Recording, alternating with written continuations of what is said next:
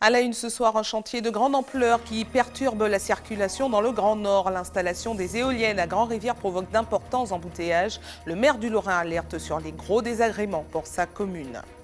Le comité de soutien de Philippe Aurore vigilant pour la bonne application du jugement du tribunal de commerce de Basse-Terre. La décision de la réintégration de l'ancien directeur du Lecta de Croix-Rivaille tarde à être appliquée selon les militants. Vacances riment avec repos au bord d'une piscine pour bon nombre d'entre vous. Certaines règles doivent être respectées pour éviter les drames, surtout avec les enfants. Nous ferons le point sur la conduite à tenir pour les piscines privées et collectives. Enfin, 8 mois de consultation dans le cadre des assises des Outre-mer résumés en un livre. À quoi servira-t-il désormais? Quelles seront les mesures qui seront traitées en priorité par le gouvernement?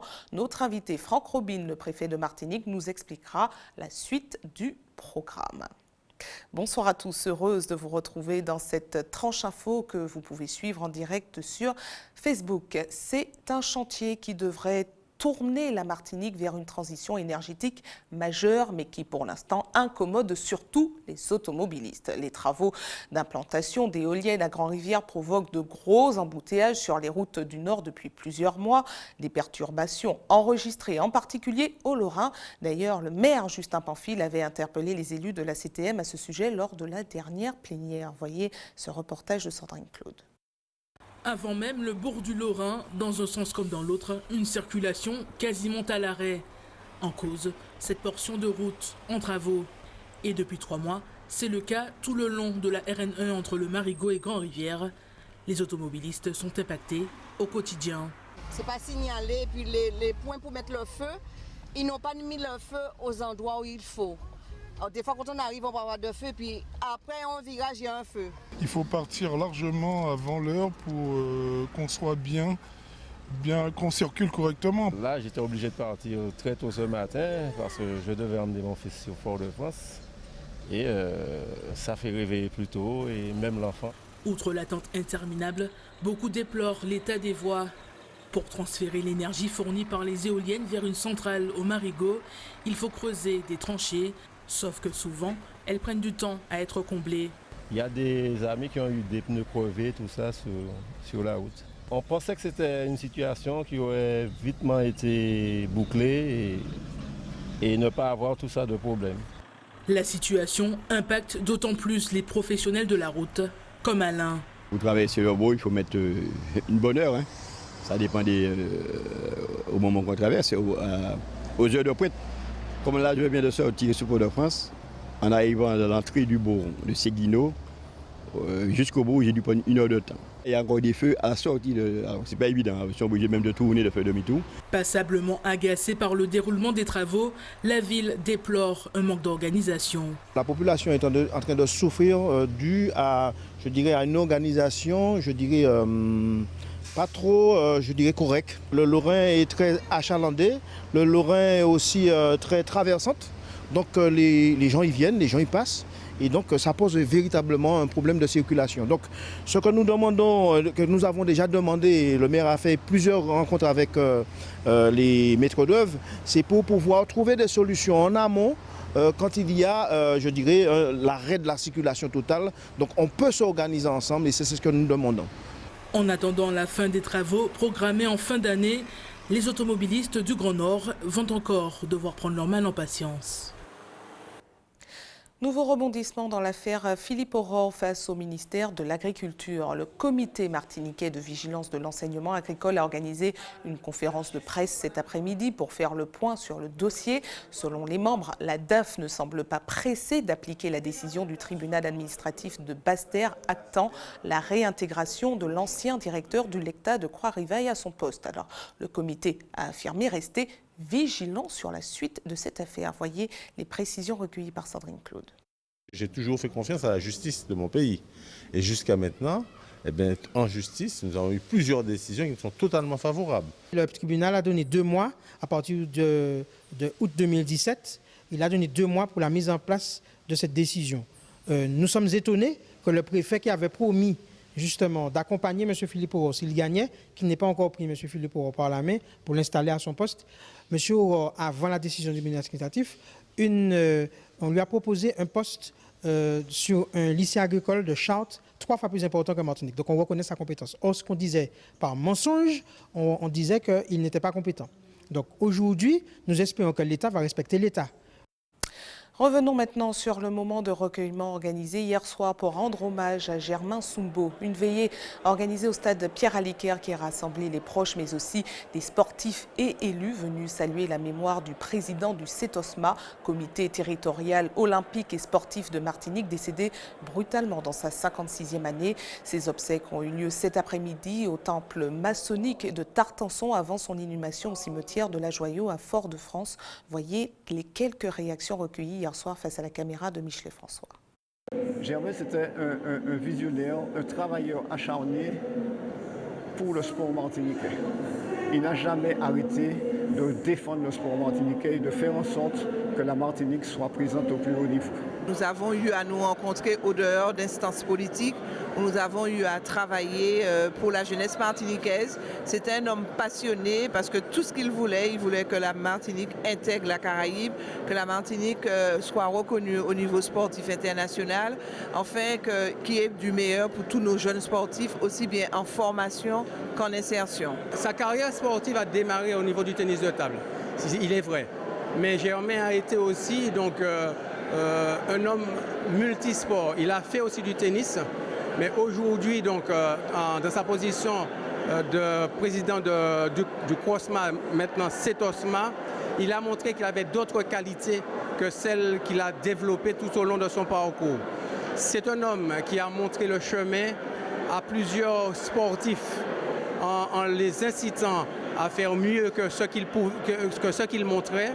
Et il est dommage qu'il n'a pas eu le temps de faire tout ce qu'il avait comme projet.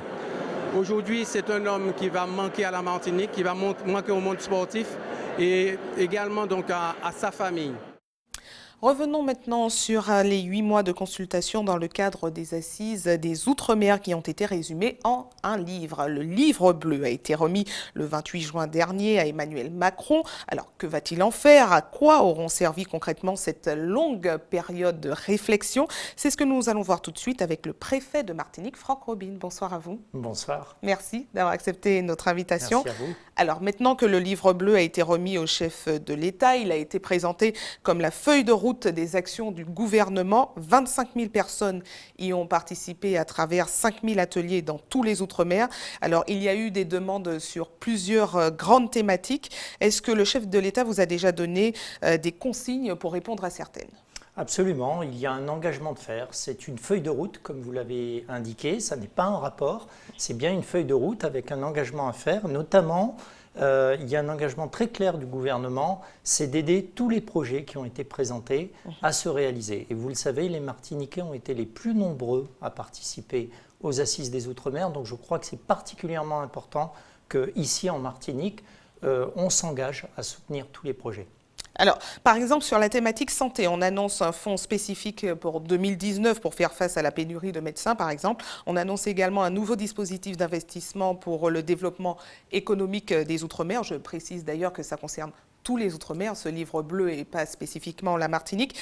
Quelles seraient les mesures à appliquer en priorité en Martinique, selon vous? Alors, la première chose à faire, c'est une affaire de méthode, c'est de réunir tous les porteurs de projets et de voir avec eux quel est le degré de maturité du projet. Je vous donne un exemple très concret.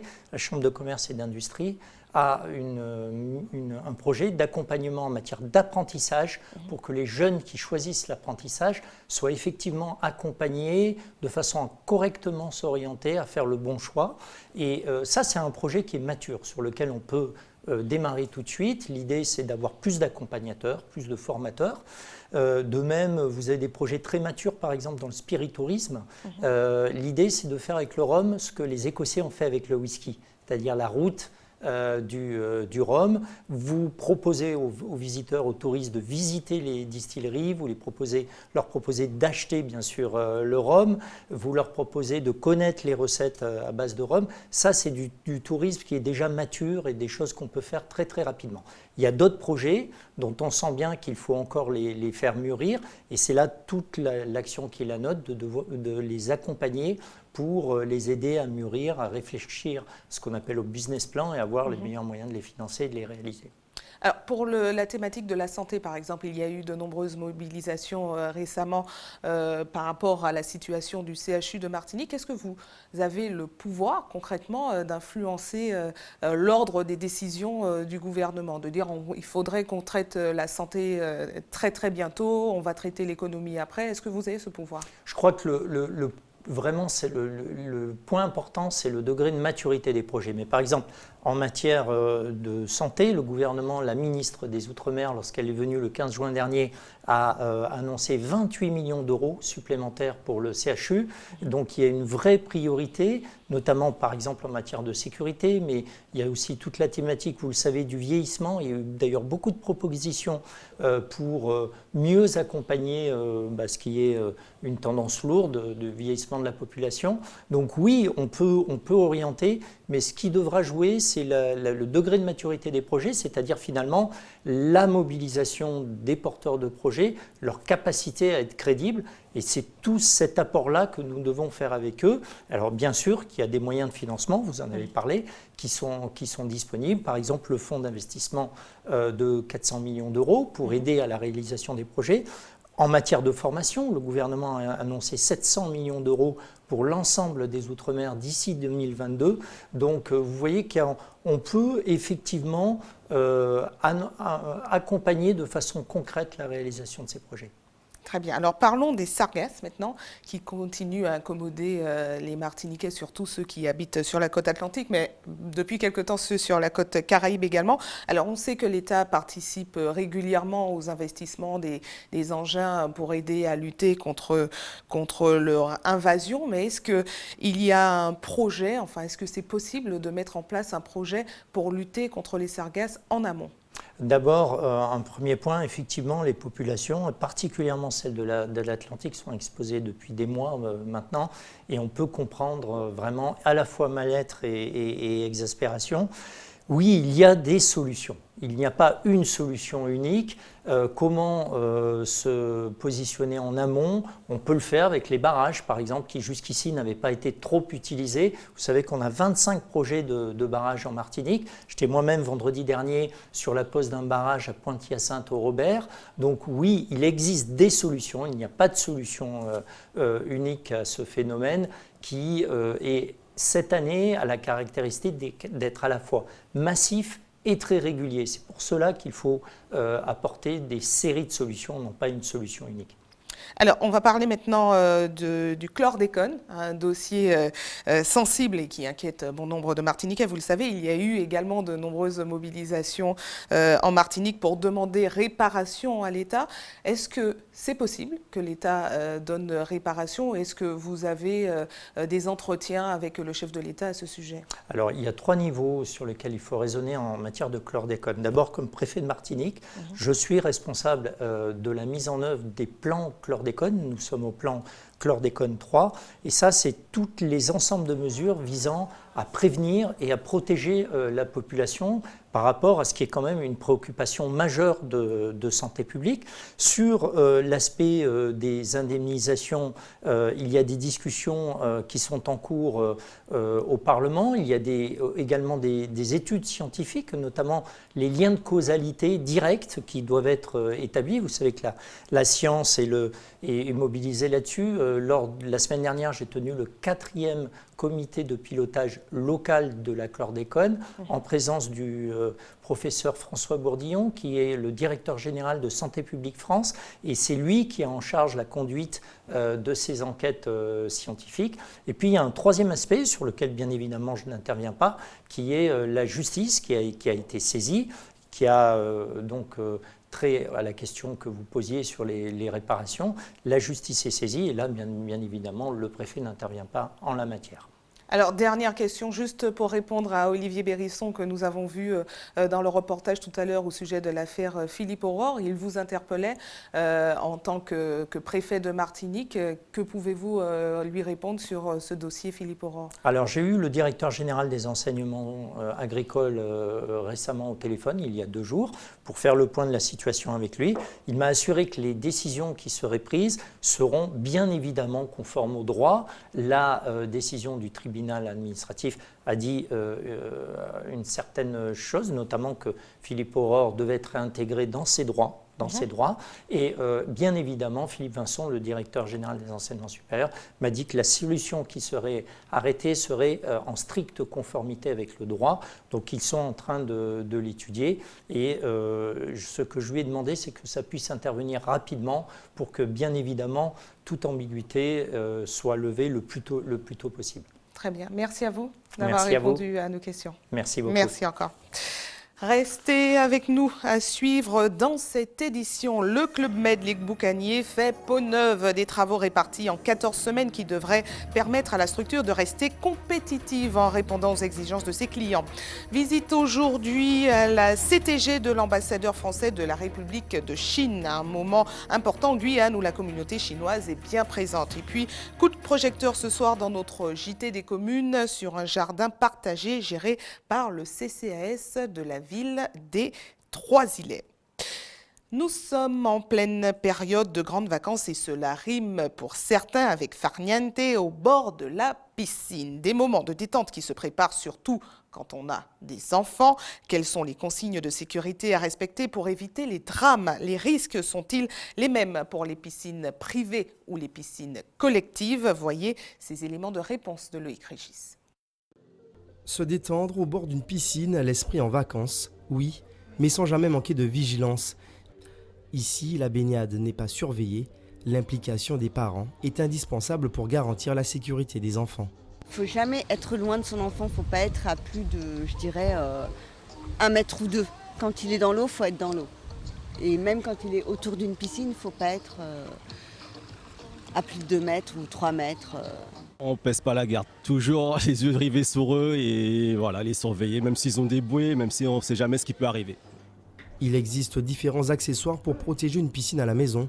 Les clôtures, filets, couvertures à barres ou encore système d'alarme. À la piscine communautaire du Saint-Esprit, la technologie renforce les moyens humains. Le site est équipé d'un dispositif unique en Martinique. C'est un système de vidéosurveillance subaquatique qui permet de détecter si quelqu'un est au fond de l'eau au bout de 13 secondes. On a un système d'alarme qui va s'allumer et ça permet aux maîtres nageurs, s'il y a trop de monde, de réagir assez rapidement grâce à ce système. Les maîtres nageurs restent les premières sentinelles en cas d'alerte et portent un œil attentif sur les baigneurs. Dans les piscines, on a souvent des anglements, ce qui fait que les maîtres nageurs ils sont obligés de beaucoup se déplacer ou être partout sur les bassins. Ici, l'avantage, c'est que quand il n'y a pas beaucoup de personnes, on peut très bien rester à un poste et voir tout l'ensemble de la piscine sans avoir d'anglement. Par contre, quand il y a du monde, il faut quand même être plus attentif et faire des rondes et tourner autour des bords des bassins. Dans l'infirmerie, un équipement obligatoire, un défibrillateur et du matériel d'assistance respiratoire. Tout ça, ce sont des colliers cervicaux en cas de chute ou celui qui plonge dans de petits bassins où il n'y a pas assez de profondeur qui se fait mal au cou. Donc, il y a l'embu, l'oxy. Alors, l'oxy est fixé. Ça, c'est l'embu que l'on place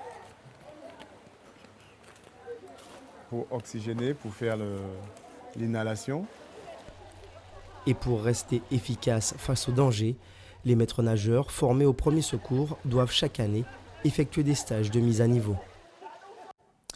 3 millions d'euros, c'est l'investissement qu'a dû faire le Club Med Les Boucaniers pour se faire une nouvelle jeunesse. Comme chaque année, les travaux ont été réalisés pendant la période de fermeture. En tout, les rénovations devraient s'étaler sur 14 semaines, dont une partie pendant les grandes vacances.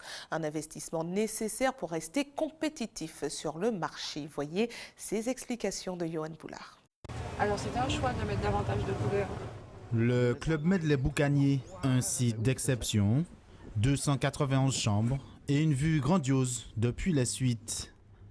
Avec 4 étoiles au pavillon, le village attire une clientèle de plus en plus exigeante. En premier lieu déjà la détente, du confort, du service. Dans la course effrénée du haut de gamme, l'établissement investit des sommes pharaoniques malgré la crise du secteur.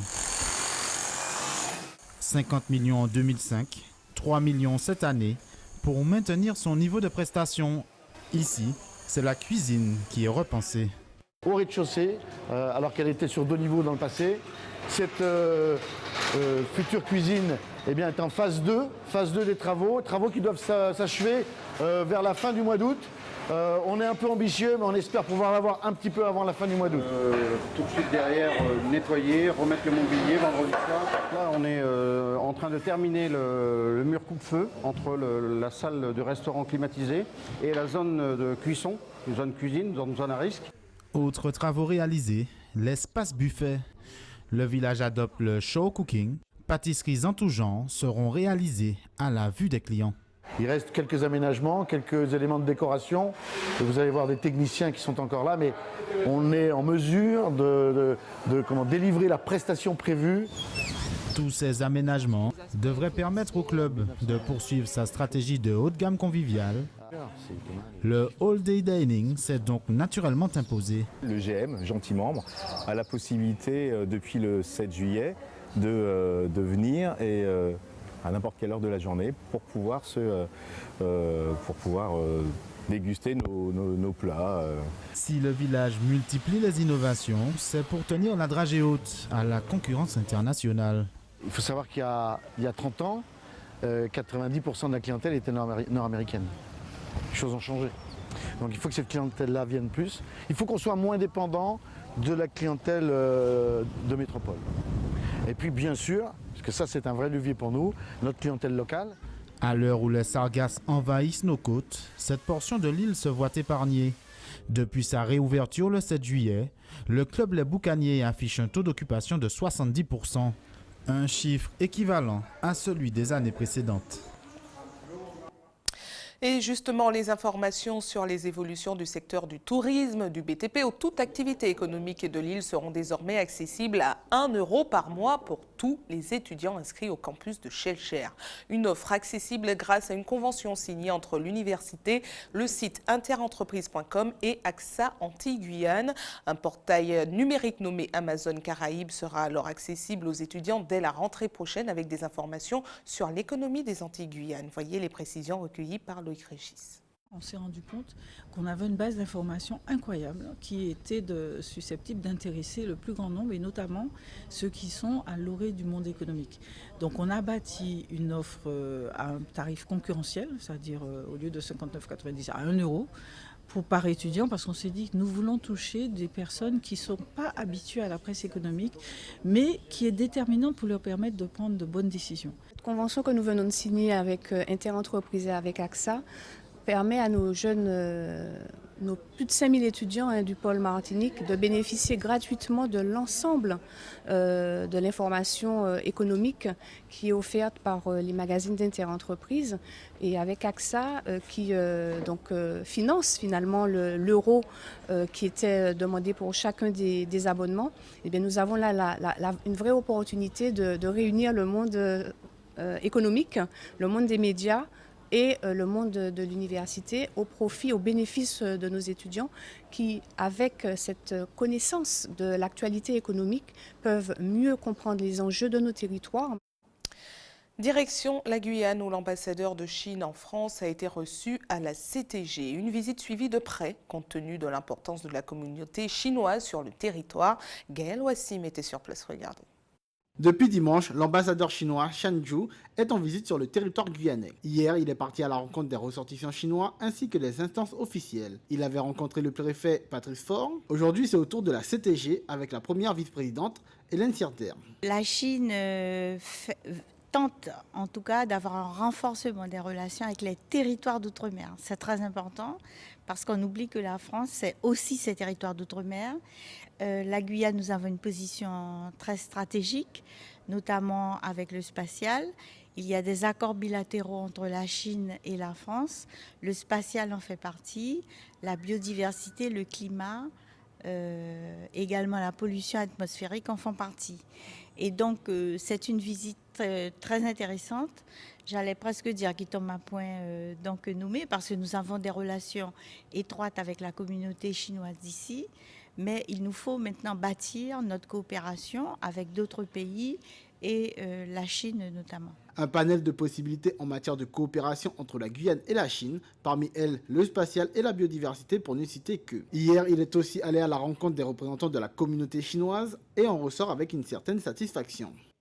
J'ai rencontré hier soir des représentants de cette communauté chinoise de Guyane. Je leur ai dit le message que je porte cette fois-ci, c'est-à-dire que nous avons été très heureux de savoir que les Chinois d'origine ou de nationalité de Guyane vivent en harmonie avec les autres communautés de Guyane française et qu'ils contribuent au développement socio-économique de la Guyane française. Nous leur souhaitons encore plus de succès et qu'ils contribuent encore davantage au développement de la Guyane. Cette rencontre est la preuve de l'amitié sino-guyanaise et illustre la richesse qui fait la diversité de notre territoire. Il poursuivra sa tournée aux Antilles-Guyane vers la Guadeloupe dès ce mardi. Allez, on revient en Martinique. Nous passons tout de suite à notre JT des communes.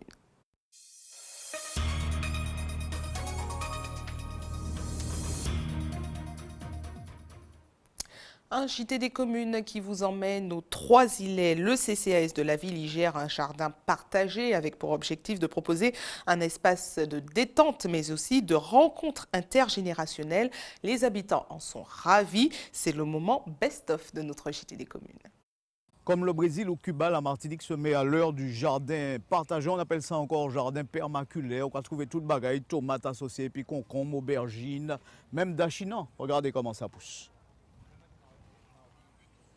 Une parcelle d'environ 700 mètres carrés déboisée et surplombant la baie des Trois-Îlets. Bienvenue au jardin. On dira plutôt le jardin créole partagé. Ces jeunes-là aussi, si on peut investir, c'est bon. Parce que nous-mêmes, on va dire que nous sommes plus jeunes qui adultes. Là, il y a plus d'adultes qui jeunes. Donc si les jeunes n'ont venu un petit coup de main aussi, c'est bon. Le projet est supporté par la Conférence des financeurs Prévention Perte d'autonomie, mais c'est le CCAS qui l'encadre. C'est bien sûr dans une continuité d'un maillage, du moins de projets sociaux mis en place par la ville, tels que les ateliers cuisine tournés avec un accent santé. Donc on se disait qu'il fallait aller jusqu'au bout de l'action et y intégrer justement la culture de ce qui serait sain. L'objectif étant de renforcer les liens intergénérationnels et ainsi permettre aux résidents de pratiquer une activité saine tout en se réappropriant certains processus ancestraux. On n'a pas planté dans le sol, on a fait hors sol. Et avant on disait que les tomates n'allaient pas avec les concombres et comme on voit, vous voyez bien que les tomates et les concombres, ça s'entend très très bien. Je vais faire des étages bas, c'est madame là, comme il n'y a pas de ici dedans. Je vais installer, je vais arroser, je vais mettre des plantes en nourrice. Je connais un chou, je mange du chou, mais c'est la première fois que je vois grandir un chou du petit et je ne savais pas que ça se passait comme ça. Tomates, aubergines, gombo, plantes médicinales, tout ou presque est représenté dans ce jardin ouvert à tous. Mais cela suppose bien sûr une vraie organisation, les emplacements, les composts à utiliser et surtout les techniques de culture, tout cela s'apprend. Ce n'est qu'un jardin créole quelque part revisité pour tenir compte de l'évolution de la société. Mais on fait du paillage comme on faisait dans le jardin créole, on fait de l'association de culture comme on fait dans le jardin créole. On plante aussi bien des fruits, des légumes, des ignamérotes, mais on a du chou caraïbe derrière. Donc on est vraiment en fait dans la prolongation de ce que mon grand-père faisait à l'époque. Le jardin partagé en remet au lien social, l'idée trace son sillon et fait de plus en plus d'adeptes. Le soir on est fatigué, mais une fatigue saine, donc on dort très bien le soir. De beaux plans et une belle initiative à encourager. Même moi qui ne suis pas originaire de la commune, mais désormais je pourrais venir un jour dans la semaine ou deux participer à cette belle affaire. Quelques informations pratiques avant de refermer cette édition. Vous vous en êtes certainement rendu compte aujourd'hui. La qualité de l'air s'est à nouveau dégradée. L'indice du jour était mauvais avec un 9 sur une échelle de 10. Le ciel devrait être nuageux demain avec quelques belles averses au programme. Des conditions qui devraient faciliter la dissipation de la brume de sable et l'indice prévu est de 6 sur 10, soit une qualité médiocre.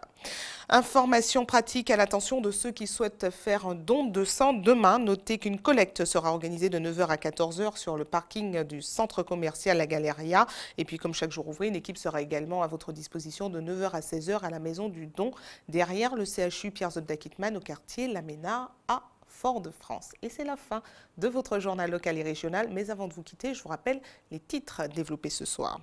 Un chantier de grande ampleur qui perturbe la circulation dans le Grand Nord. L'installation des éoliennes à Grand-Rivière provoque d'importants embouteillages. Le maire du Lorrain alerte sur les gros désagréments pour sa commune. Le comité de soutien de Philippe Aurore vigilant pour la bonne application du jugement du tribunal de commerce de Basse-Terre. La décision de la réintégration de l'ancien directeur du Lecta de Croix-Rivaille tarde à être appliquée selon les militants. Vacances riment avec repos au bord d'une piscine pour bon nombre d'entre vous. Certaines règles doivent être respectées pour éviter les drames, surtout avec les enfants. La surveillance permanente est exigée pour les piscines privées et collectives. Enfin, 8 mois de consultation dans le cadre des assises des Outre-mer résumés en un livre. Notre invité Franck Robin, le préfet de Martinique, nous a présenté les mesures qui seront appliquées en priorité. Restez sur ATV, retrouvez tout de suite l'actualité nationale et internationale avec nos confrères de BFM TV, suivi du téléfilm L'impensable vérité. Passez une excellente soirée avec nos programmes. Je vous retrouve avec plaisir demain soir dès 18h50 pour les titres. Bonne soirée et à demain.